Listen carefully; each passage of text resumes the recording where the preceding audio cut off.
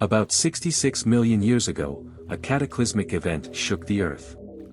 A colossal asteroid, comparable in size to Mount Everest, plunged towards our planet, destined for a fatal encounter. This catastrophic collision annihilated the giant reptilian behemoths, the dinosaurs, that dominated the Earth. However, the end of these creatures was not instantaneous. It was a slow and painful process. This extinction event triggered the largest tsunami ever recorded. What phenomena occurred after the extinction of the dinosaurs?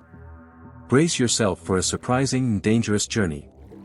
The asteroid, about 10 kilometers in diameter and traveling at a staggering speed of 10 to 30 kilometers per second, turned into an incandescent sphere as it approached the Earth. Before colliding, it reached temperatures comparable to the surface of the Sun. Upon entering the atmosphere, the asteroid took only seconds to reach the ground, radically changing the history of life on Earth. The impact, which occurred in the region we now know as Mexico, launched a massive amount of debris into the atmosphere. The shockwave exterminated everything in its path, but the worst was yet to come. The explosion launched fragments of the Earth's crust into the sky. Minutes later, hot rocks and glass fell like rain. This debris reacted with the atmosphere, causing a prolonged acid rain. Devastating fires spread across continents, destroying even more life. The asteroid's impact generated seismic waves that spread across the globe. A megatsunami, with waves over 10 meters high, swept across the oceans. This wave was incomparably more powerful than any contemporary tsunami. As it spread through the North Atlantic and South Pacific, it devastated the coasts it passed, reshaping continents. In this apocalyptic scenario, survival was almost impossible. However, some dinosaurs, located far from the epicenter, escaped the initial impact, the fires, and the megatsunami. Although their fate was inevitably sealed, the true transformation of the world began when the dust finally settled. This was the harbinger of a prolonged and severe winter, not triggered by nuclear weapons, but with equally devastating effects. The atmosphere, saturated with debris, obscured the sun for countless months, possibly years. This dark and cold veil radically altered the Earth, catching its prehistoric inhabitants by surprise. Temperatures plummeted, and the fires released gases that exacerbated the greenhouse effect, transforming the climate abruptly and brutally. The absence of sunlight inhibited photosynthesis, leading to the massive death of vegetation and, consequently, disrupting the entire food chain.